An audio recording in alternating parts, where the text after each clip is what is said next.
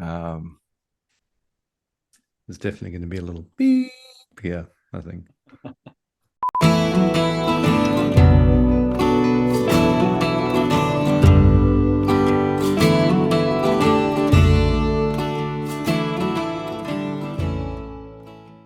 this is a special kind of episode. The reason for that is it's on a Monday morning for me. I don't think we've ever actually managed to pull this off yet, Nick. This is like Monday morning. Oh, Monday yeah, that's morning. a special This is space, isn't a it? special space. And then for It's Andre, a delicate space. Yeah, we've had the blessing of sleep. Andre hasn't. yeah, Andre's on Saturday night, which is also, I don't know. It's a bit of It's also a delicate space. it's a It's part delicate of the space, same. It's but part you've got the a bit same of delicate space. momentum. You've got to like Yeah. you're sort of like you're still in the land, you know. I'm Your wired. humanity will return to you tomorrow. Don't worry. Yes, thank exactly. you. The anointing No, starts actually, it's wearing been a off. light one because mercifully we didn't have a Sunday evening thing, and I didn't preach this morning. So actually, I'm nowhere near as drained as I would be on an ordinary Sunday. Oh, so boy. it's all good. Yeah, All I'm right, barely human on a Sunday evening. Yeah. So yeah, no, one time. Yeah, no, today I'm okay. But Mike, Yeah. Mike, And hang on. Monday morning's Oh, special. Bliss. What's that? Are we going to talk about your double doctorate, bro? Oh, you can say a word about I feel it like if we you want should. to. I feel like we should give you a round of applause, man. You. Yeah. Well, Congratulations. thank you. I appreciate it. Yeah, demon. So you have to tell us what it's about. Well, What's the difference between a demon and a PhD, Mike? well, that's a big question, Nick. Well, I'll tell you the story of my little interesting land up. Before I did PhD, I was like sort of like 3/4 done on a MDiv, and so I just dropped it eventually because I had a master's already. So I was just like whatever. So I just jumped straight into PhD, and then afterwards I thought, okay, well I got all these credits lying around, so they gave me advanced standing into the DMin program once I'd completed the PhD, and so I just had basically, you know, I could just specialize in whatever I want. So I chose biblical languages, but it was like it's a demon, so you don't have to do any heavy hitting scholarly work. It was more just like these little projects on, you know, how to and so one's getting published by Glasser House actually. So this is coming out, maybe hopefully more than that. If I can put it together. I really like what we came out with because it's sort of like we've talked about it on the podcast before. They're, you know, unable to read the capitals in Greek.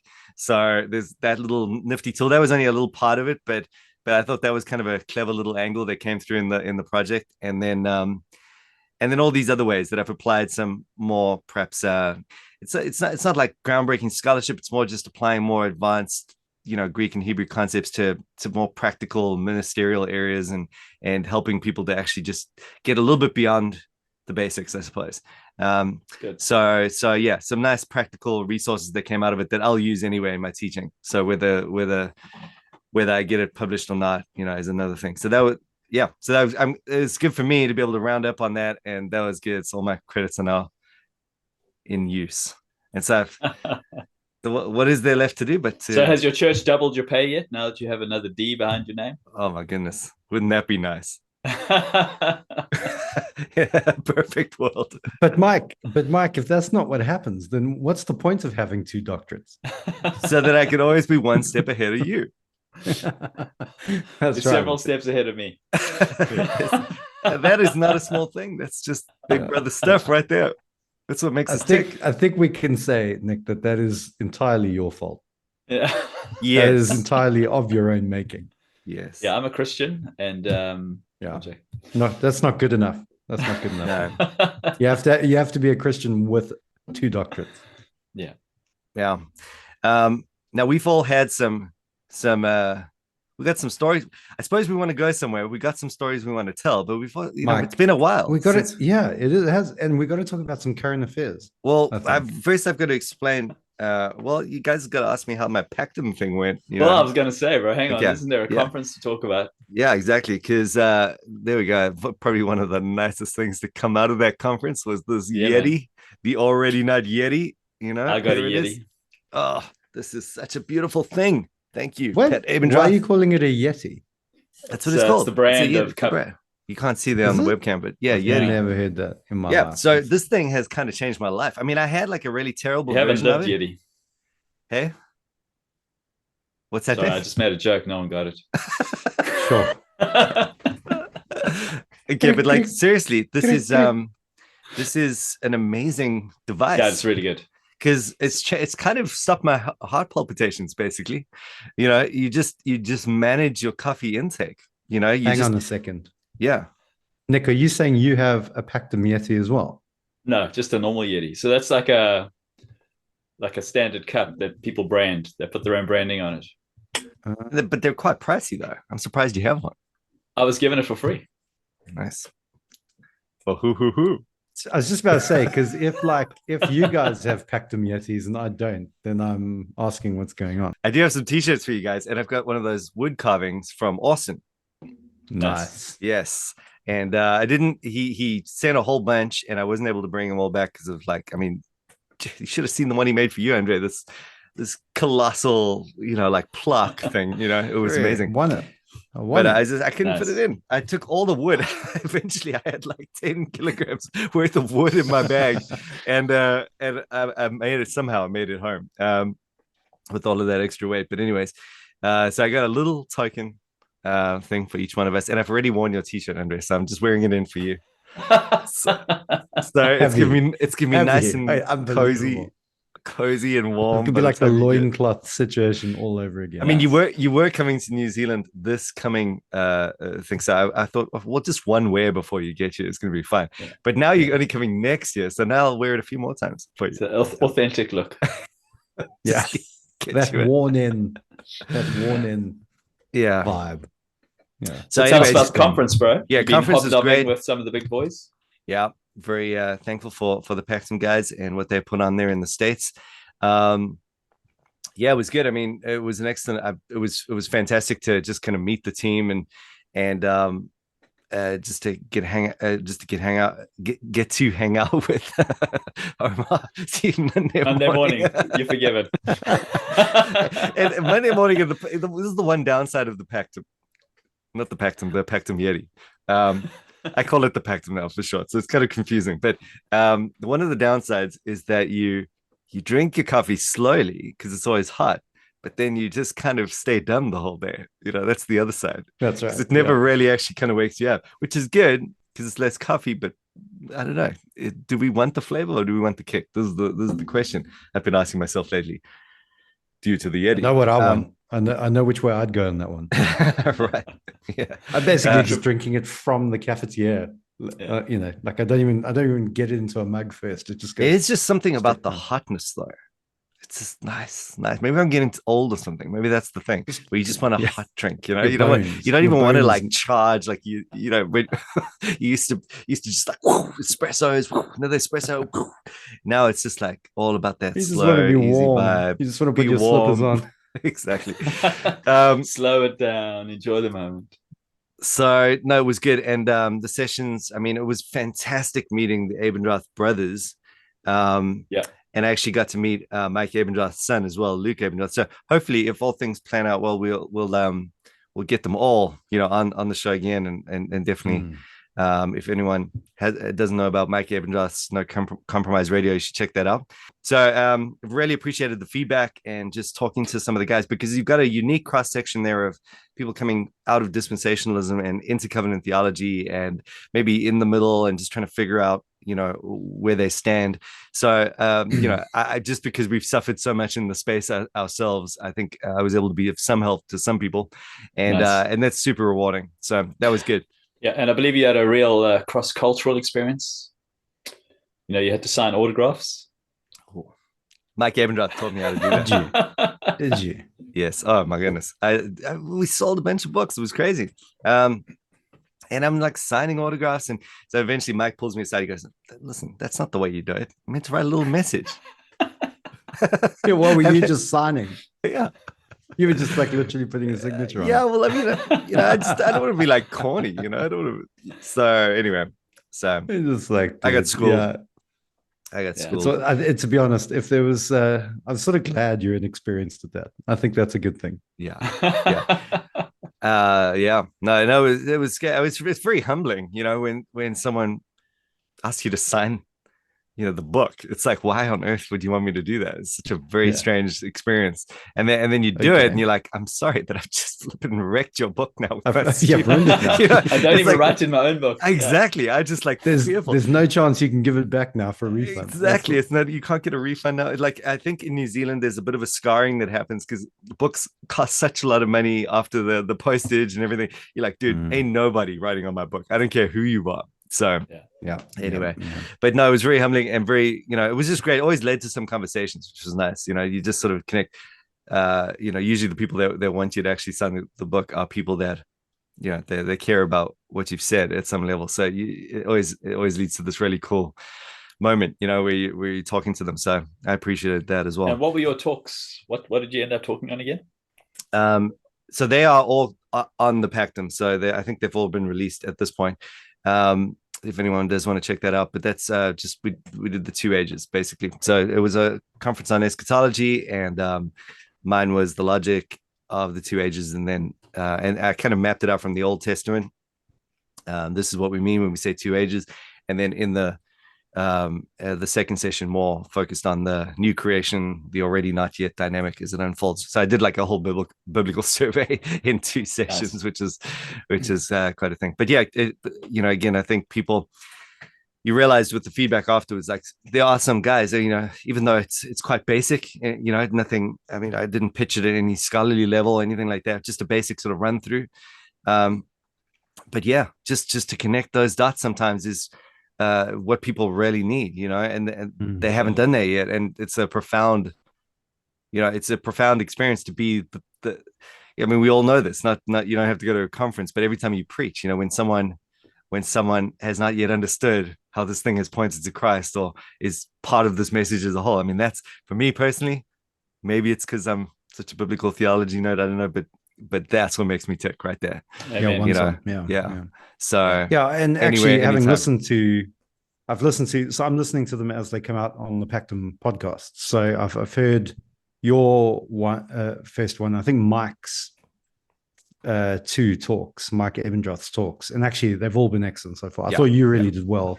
In fact, I sent your talks to my elders so they could listen to as well, because I just thought it's great stuff for them to to be in on. But also thought Mike Ebendroth did a great job as well. Killer. We listened to his one on the lie of final justification on the way back from the FIEC Leaders Conference. So we're in the car together listening to that. So that was great. Yeah. Right. Yeah. No, they were excellent sessions, all of them. Yeah. Fantastic. Good. Now you also hang on. You preached at another conference, Mike. Oh, yes. Well, I took so Anthony was running an X29 conference with that's Jared Wilson. That's the Pastor's Justification guy. Yeah. You guys read it? Very nice guy. Jared Wilson. Yeah. Jared Wilson's like a super, for anyone that doesn't know, like I had always thought of him as a kind of very Ray Ortlandish kind of writer. Right. So I'd always sort of, in my mind, he was very Ray Ortlandish, just I'd never known there was any real connection between the two. But apparently they shared a building in their church plant and they knew each other really well. And so like Ray Ortland actually like full on pastored him, and he had this like a major awakening with Ray Ortland. So there we go. My intuition was correct. That was pretty cool. I would imagine that there's no other way. Like if you're going to be with an Ortland, you're going to have an awakening of some kind. Well, you should, I won't tell the story. I think that's too personal from his end, but yeah, he did have quite an amazing experience there. So anyway, we'll leave that alone now. But so the great book though, by the way. I do remember reading Pastor's Justification. I hope I'm getting the title right. I think that's right. Yeah, that's it. And it was just like every pastor does have to read that at some point. I think I read it just right in the right place for me. Is that the one where he takes the doctrine of justification and then applies it to the pastor? Pretty much. Yeah. But it's not like, I mean, I don't know. Again, it's not very systematically outlaid. It's more just it's just a processing, a contemplation of this whole idea in light of his exposure to ministry and how we can't forget to actually put this in, some feet on it, what this actually would look like as we work it out. So yeah, it's been a while since I read it, but it was very good. So anyway, he was at the conference. We landed there, and so I asked Anthony, I'm just coming straight out of this other one in Pactum, I can blend and amend, these two talks and try and squeeze them into one and shape it around this theme, which was to do with the one another, which actually worked really well, because I thought, geez, that's a great, the one another and the already not yet is what the talk was called. Is great. It works so well, actually. So anyway, that was fantastic.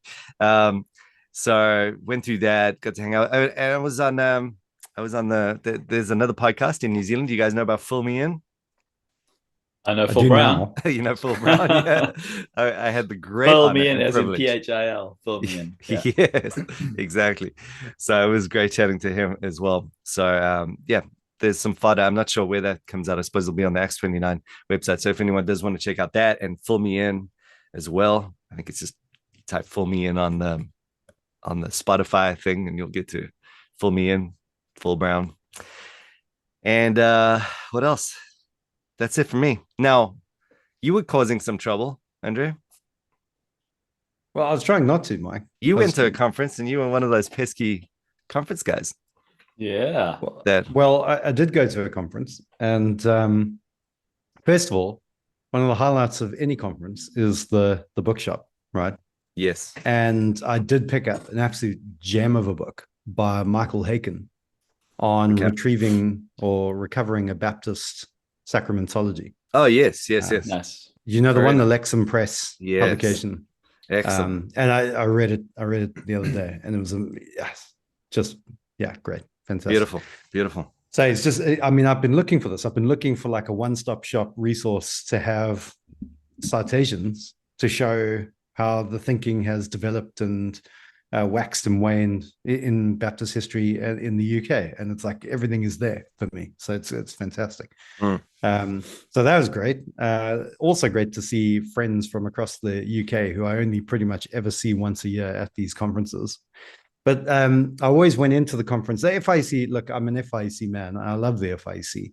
But it's broadly evangelical, uniting around 9 fundamental points of doctrine and a couple of position papers. So, it's complementarian, and it has. So this is going somewhere. Just in case people are wondering, it is going. This somewhere. is getting to an exciting end. This is the positive. This is the positive part of the feedback sandwich, right? So I'm doing the. Yeah, but you gotta let people know what you want to talk about. I mean, like you caused trouble. It was about the 2 kingdoms. There we go. Now we got the hook in. Okay. All right. Now you can tell your boring story. Okay. So basically, one of the things that I was really excited about is that they were doing a seminar on 2 Kingdom theology and Van Drunen. Actually, the seminar was pretty much on David Van Drunen.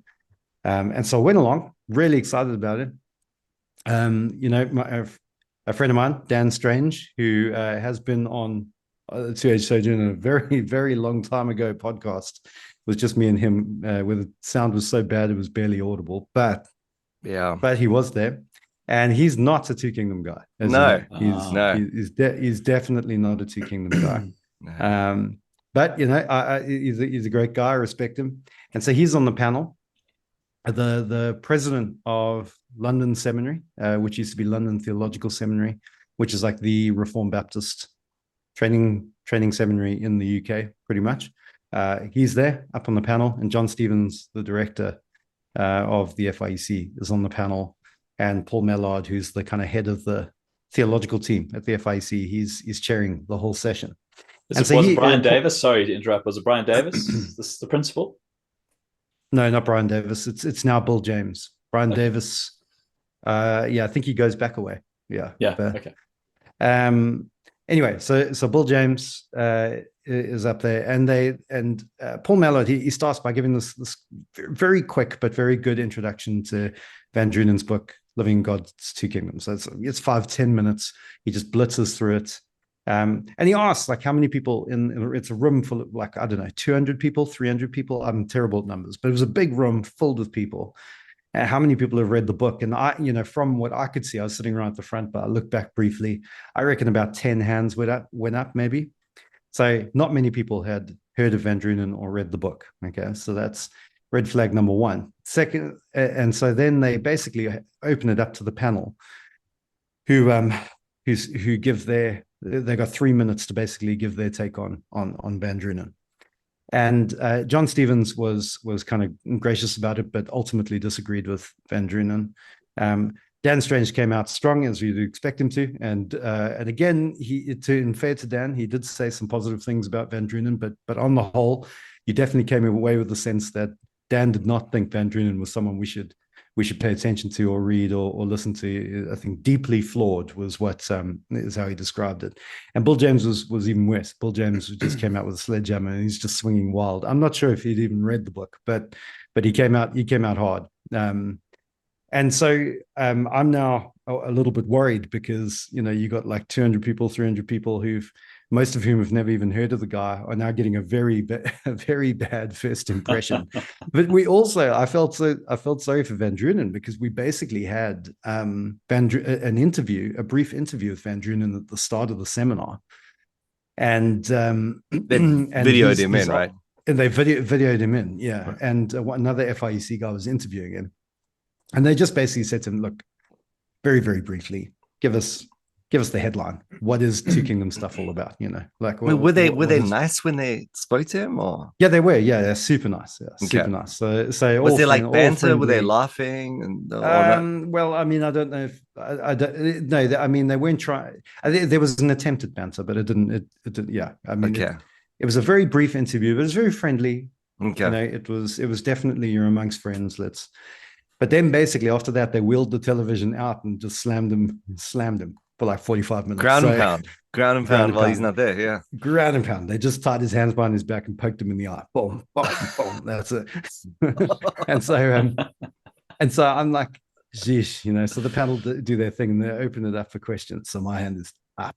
Yeah, I'm up for questions. I didn't really know what I was going to say, but I knew I wanted to say something.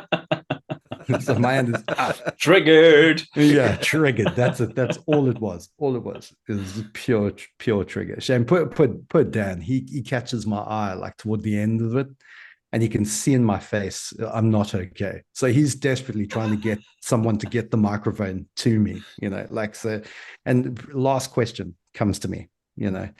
I mean, the whole thing has moved on by now. I can't really engage with anything that's been said. It's the very last question. Everybody knows it. It's just before lunch or something. So everyone just wants to go and have lunch. Geez, do we have to have another question? Yeah. Yes, exactly. So I get up and I just make the point about how actually one of Van Drunen's concerns is the law gospel distinction.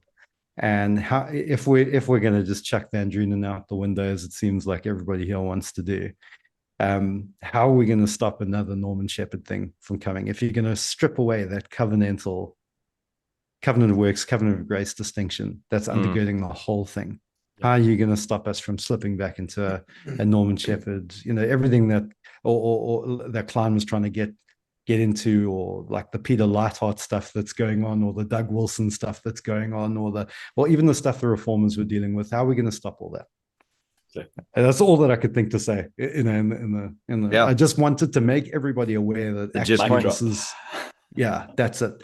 And they couldn't. I mean, Dan had a crack at trying to answer it. I'm not even sure. John Stevens made some point about not liking the law gospel distinction. Bill James, I don't think saw that as a concern at all. And then, judging by his answer. And then and Dan had a crack at it and basically just said we need to reaffirm our commitment to sola fide kind of thing. And so it was all in all, it was a traumatic experience. And that was like the last seminar on the last day of the FIEC Leaders Conference. I'm just waiting for the thing to drop so that I can send it to you guys so that we can critique it and debrief it here. Oh yeah. But as a result of the question, some guys wanted to get in touch because they I think they have a more Kleinian understanding of things, and so they wanted to get in touch because they liked the question. And there was a great question from the back as well, basically saying, "Hang on a second, isn't this like a totally novel thing in church history? This transformationalist understanding of, and understanding Noah as a purely redemptive covenant. Like, has anyone ever understood it like that before?" And so great questions, but most of the questions were ridiculous. They were like, one lady gets up and in effect asks something like, why does Van Drunen hate the world? Why doesn't he care at all about what's happening in the world? And I think there were opportunities from the panel to maybe set the record straight a little bit that weren't taken. Again, in fairness to Dan, I think he probably tried the most, but yeah. So let's just say I'm not recommending anyone goes to London Seminary in the immediate future. I'm just gonna hold back on Well, that. I think it just goes to show how pertinent the issue is. Yes. We're living at a time where everything is political and people don't know how to. The whole theme of the conference was justice. It was all about social justice. That was what the theme of the conference was. And all the way through, from the very first talk, I was picking up law gospel blurrings everywhere. Yeah, well, that's for me, inevitable. That was the main thing. I didn't catch anybody else echoing that concern. But for me, the whole way through, we're talking about the gospel was described as social action towards us, and when you're paralleling that with our social action towards others, then and it was never defined as well. So there were huge problems with the conference. And with some of the stuff, some excellent stuff as well, like some really good stuff came out of it, but some very, very troubling stuff as well. And so I had all this going on the back burner, and I'm thinking, all I'm seeing here is like we're already halfway down the road to a new kind of Norman Shepherd thing. We might as well check in our citizenship to Moscow and just join in with Doug Wilson. We're there. Sure. You know what the world needs? They need Mike's PhD. Come on. Do you know what? I tell you what, guys. I will say this, that Mike's book is fascinating. I'll say that, Mike.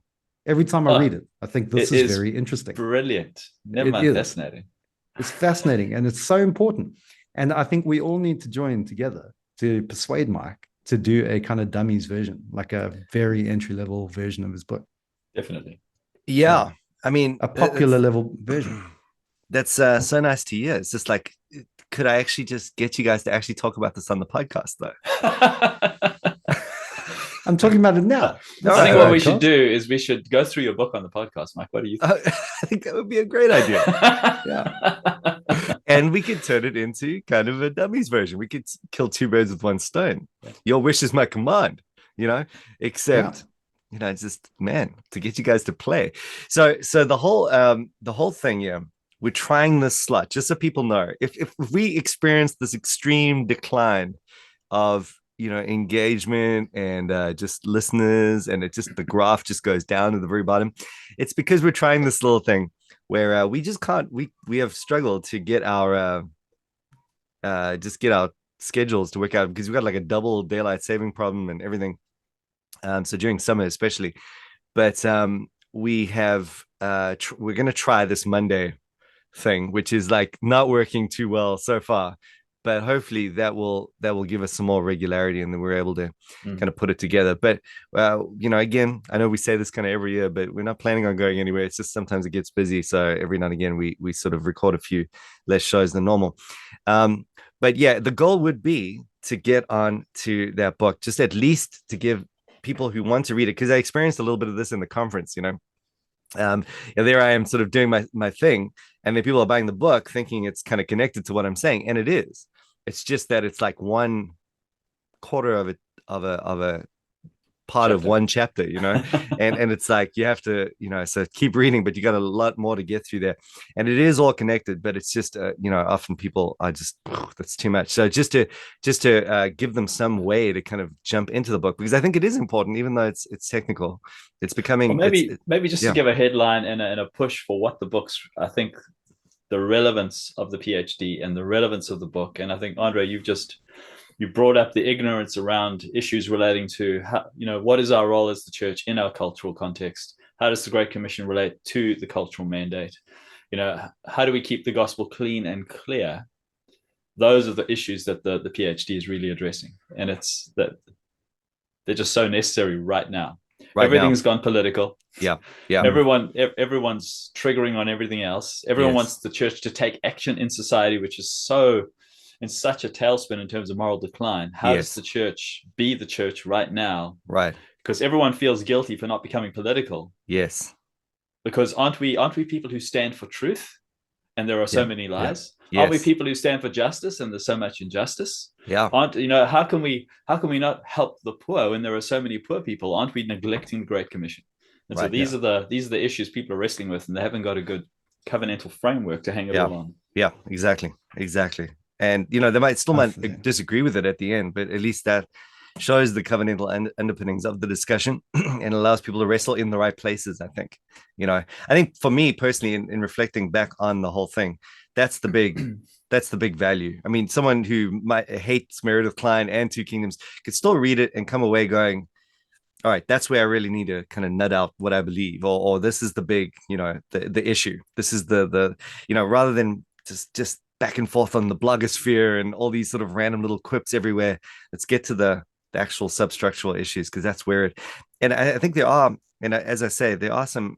You know, I haven't developed this, but I think there are some potential avenues for ways to overcome weird little points of impasse. Perhaps not completely solving the problem, but I think there are. You know, it'd be interesting if people actually just did focus on the right place. You might find that we're able to talk past some blockades and move forward. Anyway, so yeah, I think it is worthwhile. So we will look at that as we go forward. We will try and just do a little spiel on that. So if you are hanging out for that one, just hang out a little bit more, and we'll get there. We just got to get through this end of the year, man. It's end of semester, end of freaking everything. It's just, whew, it's a lot. And then hopefully get a little bit more punch for the new year. And then we've got some exciting potential news that I think we should just throw out right now, because there's no ways we're not going to be able to keep this in. This is too darn exciting. No.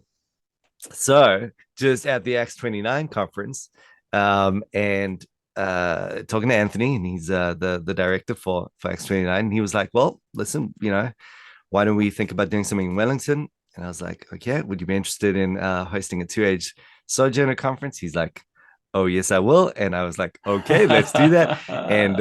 And so we'll give it a go. Nice. We'll host it in Wellington at and this will be sponsored by X29, and we'll see if we can rope in some other sponsors and just involvements. And so we'll get Andre down, and Nick and I are already in New Zealand, so we're good to go. And hopefully we have enough listeners to make this work here in New Zealand. Otherwise, feel free to fly down from the States, you know, just show some extreme commitment. We will buy you a coffee if you come from America. Yeah, in one time. If anyone wants to come with me from the UK, you know, that's cool. There we go. Yeah.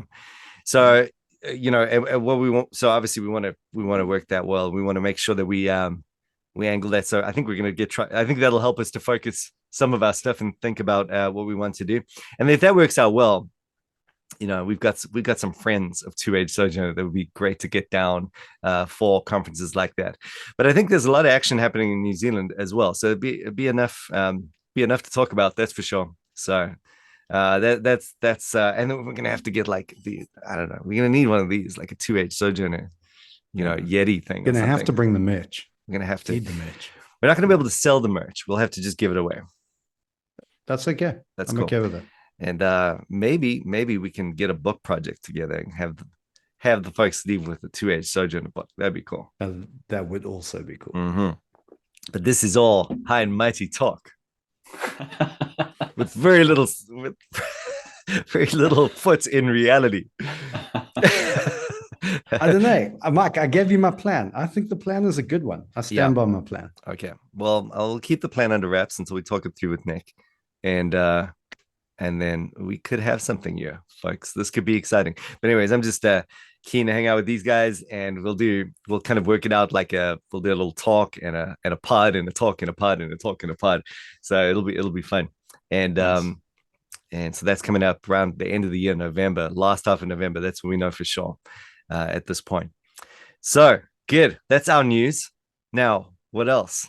Do we have anything else to say, or should we just wrap this up as one more point of news? Oh, what have you been doing, Nick? We haven't got around to you. I became a grandfather. You became a grandfather, and you've been making lots of whiskey. And the two necessarily go together. Exactly. Yeah, 46 and a granddad. It's ridiculous. I mean, it's fantastic. You look like a granddad. I now have the right to grow the granddad beard. Yeah, I'm gonna go for the big one. I'm gonna see how long I can tolerate it. See how long my wife can tolerate it. We should have a thing where none of us trim our beard until the conference. Jeez, I'm in. If you're doing it, I've already made a promise to cut it off October next year. Why would you do that? Why? My wife wants to take me on holiday, so I've got to. Oh goodness, Lynn. Dude, you can't have a short beard at the conference. No, it's going to be embarrassing. Yeah. I know. That's right. Just try and fake it somehow. Just say it's back hair that's coming forward rather than. See, if you go lie on the beach, you'll get like tan lines, beard lines. Yeah, that's beautiful. It's fun though. Protects you from skin cancer. Yeah, exactly. Yeah. One of the many benefits of having a long beard. All right. Well, anyway, what else? So you became a grandfather. That's crazy. Yeah, that's crazy. Wow. Well done. Congratulations. Congrats. You win. That's the biggest one. Hardly. Big. That's the biggest news. You win. All right. Have you been at any conferences making trouble or not? No, but I mean, we had a youth camp, but yeah, nothing fun like what Andre did. Yeah, man. Imagine if Nick was there with you. Do you know what? I actually would have loved if Nick was there with me. That would have been crazy. Yeah, I had no Two Kingdom friends. Although to be fair, there are. So at least one of my elders has read the Van Drunen book and is a Two Kingdoms guy, and he also didn't like the seminar at all. But yeah, so I mean, there were other people I could talk to about it, but yeah, it would have been good. It would have been good to have some backup. So what would you say is the sort of main paradigm in the FIEC? Because I mean, in Reform context, you've got neo-Calvinism, you've got a bit of transformationalism, you've got some theonomic post-millennialism. What's the flavor in the UK? Is it sort of more of a John Stott liaison conference, so like social gospel light type stuff, or what's going on there? To be honest, I mean, it's really hard for me. So I mean, there's lots of different views in the FIEC. You won't find a one size fits all approach. Okay. So yeah, I mean, it's really hard to say. I think a lot of what is being motivated. A lot of what was coming out of the conference, I think, are reflections from people who are sympathetic towards the kind of the critical race theory stuff that's been going on. So not all the way in on it, but certainly not body Borkham, fault lines. What about Christopher Wright? Is he sort of made a big splash? Yeah, he's a big influence. So he is that book because the mission of the church, the way that he would articulate the mission would be, the Abrahamic covenant was all about the seed blessing the nations. Yeah. And so we as the church should bless the nations. Yeah, one song. Yeah. Which is just stupid. Yeah. No, it's I think that's that. So yeah, definitely that's been a big factor. Definitely the John Stott thing has been a big factor. But Wright. Tom Wright, huge. Everyone reads Tom Wright.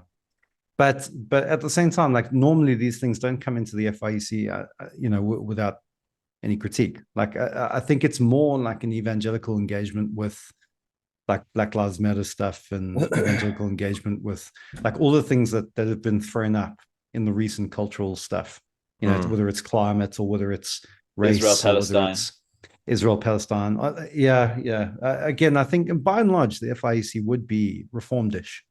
It would be a conservative, Calvinist, cessationist, complementarian group. I mean, I think it's changing a bit. I think the demography is changing, and we're definitely bigger and we're definitely broader. And there's a wonderful warmth to the FIEC. Like, I mean, and you do feel like you are with brothers there. But yes, I think it's just more that when you hear some of the stuff coming down and you're thinking, hang on a second, how can that? And other guys are picking up on different things as well that they don't like, but they're not quite registering at the level of Two Kingdoms or Law Gospel. That's not where it's hitting. They need a framework to actually help them. Well, I think their views. one of the things that comes out of a discussion like that, which is terrifying every now and again, it's almost like you just lift the hood every now and again to see what's going on in the engine, and it's like, yeah, you have these quips. Well, I'm not sure that I do buy into the law gospel distinction, or I'm not sure that that is even a reformed idea, and like we're all aware that that's kind of the frame extreme, but isn't God the Lord of every area of life, man? Exactly. So we all know that that's there, in the kind of extreme quarters, or if you choose a certain version. But yeah, what's surprising about all of this every now and again is that, yeah, you realize, man, it's just law gospel. Isn't that Lutheran? Yeah, that's it. And it's just shocking. It's like it's a shocking reality. That's exactly right. And the impact of it has made me want to change the whole course of my PhD. Like I'm now thinking genuinely about pulling out of doing it on the kind of the reconciliation of heaven and earth, and the upper realm, and the invisible realm and the visible realm, and the kind of biblical theological take on all that. And I'm thinking about pulling out of all that and going back into doing something two kingdoms related, or law gospel related, or both. I think maybe that was. So I don't know. Like it was that jarring an experience where I think, do you know what? Yeah. I can't have this. I can't. Like I can't just not do anything about it. This book looks exciting. That does look exciting. None of us have read that yet. Yeah. No. The primary mission of the church: engaging or transforming the world. All right, now we have to talk about my book before we talk about that one, because that's going to eclipse mine forever and ever and ever. Yeah. I'm just saying. But, I'm just reading this in the background. Once I know, I just got this today. It looks excellent. It looks excellent, and like we need to spend some time in that book. I think it's gonna be the one. I don't know. I'm hoping. I have high hopes. Anyway, I thought Kevin DeYoung's book, "What is the Mission of the Church," was outstanding. Yeah, which one? Yeah, which one? So, Kevin DeYoung. What is the mission of the church? Oh yes, of course. Yeah, outstanding, simple, accessible. Yeah. And because he went to Gordon Conwell. Mm-hmm. And that's where Klein lectured. The ghost of Klein is working. Although Kevin DeYoung on other stuff, I'm not sure. Like, have you read The Whole in Our Holiness? No, I haven't. Okay, so read that. Okay. So you'd have a Puritan approach to work. Well, I think it is just. I don't know. You guys might disagree, but I thought there was a. I'm not sure there was a law gospel distinction problem there. It was just it's just basically saying about the use of the law for the Christian for holiness.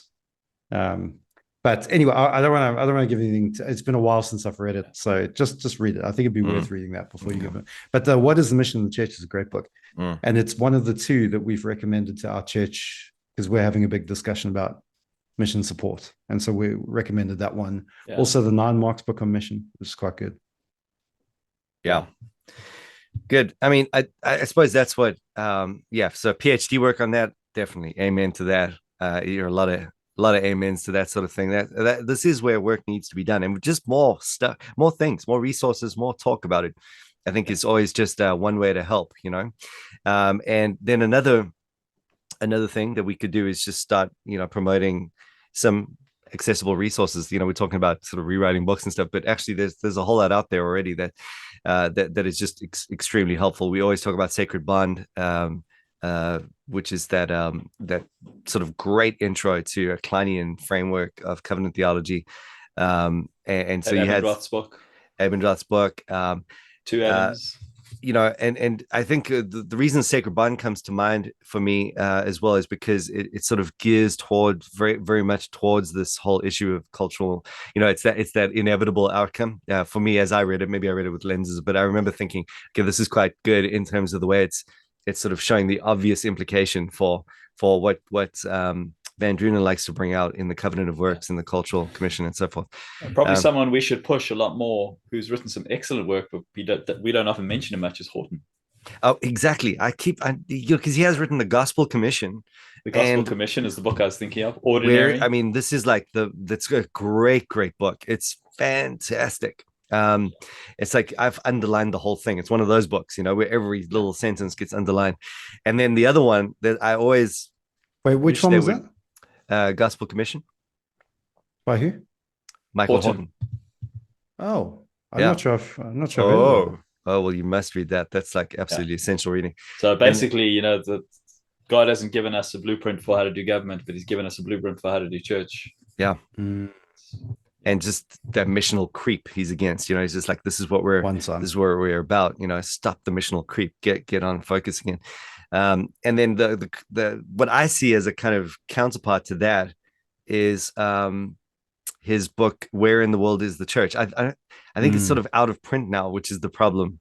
Probably. But it might, if you can get it, because it is literally one of the best books I've ever read from him. Just how to do Christianity and culture. So the one's thinking about church as organism, the other one thinking about it as organization. And so both really dealing with that subject. Fantastic books.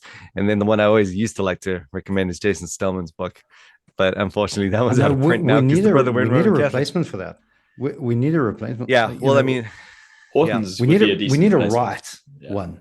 We need a right one. Let's write one and print it by the conference time. I mean, it's because the political landscape's changing so quickly. We almost have to keep on rewriting it because the church is constantly being, distracted by all these latest emotional issues. Yeah, they need another reminder in light of this latest saga. That's a great point. Yeah, it's almost every generation has its instantiation of this issue. Because we've had COVID, we've had Black Lives Matter, we've had the transgender you got the pro-Palestine stuff thing going on. We've got the Israel-Gaza thing going on right now. Yeah. Right. Yeah, just so much to pull away from the mission and what it is that we should be doing. But you see, just crazy. On that, like the Palestine thing is a classic example of why Two Kingdoms theology is so important. Because you've probably seen it on social media, like the streets of London and pretty much every major city in the UK, like there are loads, like there's just hordes and hordes of these let's just say Palestinian protesters who are, let's just say, at the very least somewhat sympathetic to the cause of Hamas. Okay, let's just say that. Right. Okay. Like there are very blurred lines in that. Now, if I'm watching that as a UK citizen, a Christian UK citizen, okay, so as a UK citizen, I find this very troubling. Like, I think this is showing us just how much we've been asleep to what has been happening all around us. And I can understand why some people, some in the UK, patriots and nationalists and that kind of thing, are getting very, very, very, very scared and very worried. But this is the beautiful thing about being a Two Kingdoms guys, because actually I can temper that and I can kind of mitigate against that with my hope that actually my citizenship is elsewhere. So even if the UK goes down and I find myself in the situation that I am now, powerless to do anything about it, that's okay.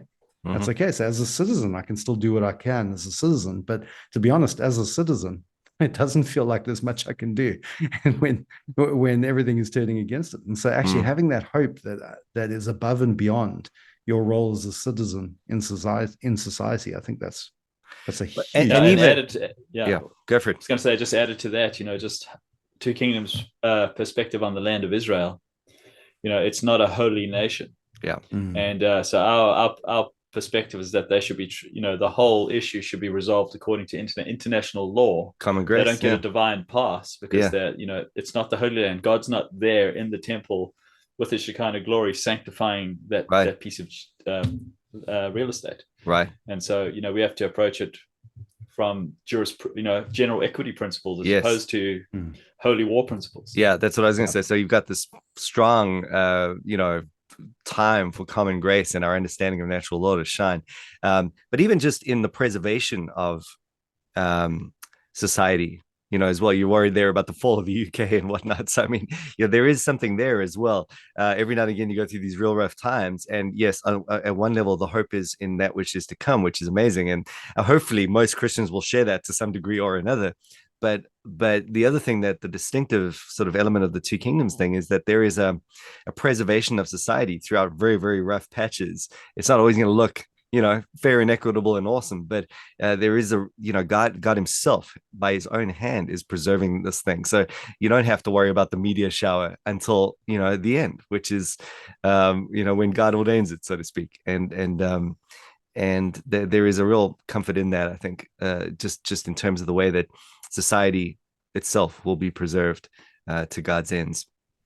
So it doesn't have to be redeemed, but it'll be preserved. So you don't think that the 1/3 of the stars falling is a picture of the missiles over Israel that get no joke?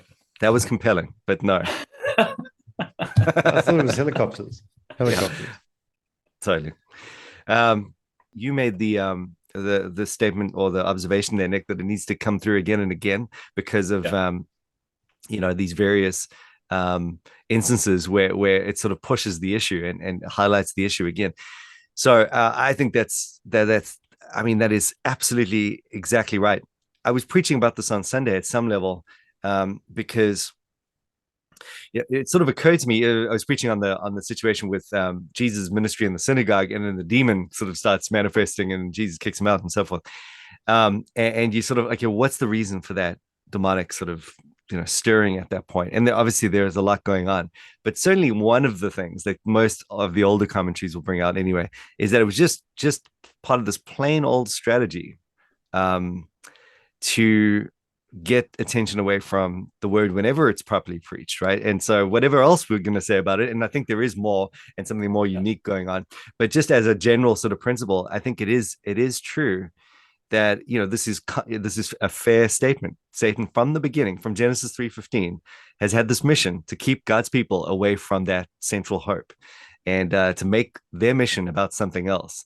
So whether you've got that looking like Cain killing Abel, because hey, why do we have to bother with the blood sacrifice? Why don't we just bring the works of our own hands, or all the way through to marriage to foreign women and other covenant lineages and so forth, or and other lineages outside of the covenant, or Israel's sort of nationalism and its pride, versus its movement in the Abrahamic promise, or all the way to the Pharisaical movement, versus the hope in the Messiah, or beyond that, all the way through to like asceticism, mysticism, in the early church, or think about the way it was all about the Crusades and politics. I mean, my goodness, this is a theme. So what struck me is that it's almost like, okay, yes, Satan had this demon kind of distract people from the ministry at that point, but really in general, he doesn't need them. It's like we just do fine distracting ourselves, or it's like it's only really when our attention is on the word to begin with that demons are necessary at that level, because it's like we're just doing this work for them. Couldn't be more distracted with all the stuff going on, and you think about these situations that the poor old synagogue goers of the time would have had to undergo, because the Pharisaical movement was so, I mean, basically they weren't even really preaching the Bible at that point. They were using these rabbinical allegories, and they were applying the laws of the Pharisees, and so you would have to think about going to the synagogue week after week after week after week. No demons, but are you any less distracted at that point? I mean, there you are, just talking about everything but the messianic hope, everything but the gospel promise. And so I just, like, as I thought about that, I thought that is just the experience of so many Christians now. They'll spend years at a church. They'll go from 1 week to the other week, and they'll hear about a rabbinical allegories and their equivalents, again and again, all sorts of distractions, no demons, but who needs them? We're as distracted as we could be. That's where the Lord's Supper is so helpful. Proclaim the Lord's death until he comes. Until he comes, yeah. That the little moment right there. Totally. And that little moment, the fact that you haven't got a thing, you got no place in your service to put that little moment. If your service is distracted, the Lord's Supper starts feeling awkward. It feels like a tag on. That's just tag on. Like, do we ritual. have to? Oh, this is such an awkward, like, old school thing. Do we have to even have this? Religious theater. Yeah, exactly. And that's what we've seen, right? That's like, together with this large scale distraction and just this wasteland of what's supposed to be church, you have like no place for the Lord's Supper, no place for sacramentology. Coming right back to our point there in the beginning with Michael Haken's book. But yeah, you have this to have the weekly Lord's Supper, I think is a real help. Alongside things like just a focused two kingdom understanding and regular preaching of the gospel with a law gospel contrast. These things are just pivotal in terms of keeping the mission of the church steady and moving forward in the way that it should be. So more resources on that, please. Amen. Amen. All right. Our work is now cut out for us. Go forth and conquer and right. Good. Next Monday, guys. Come hell or high water. Hey, I'm ready.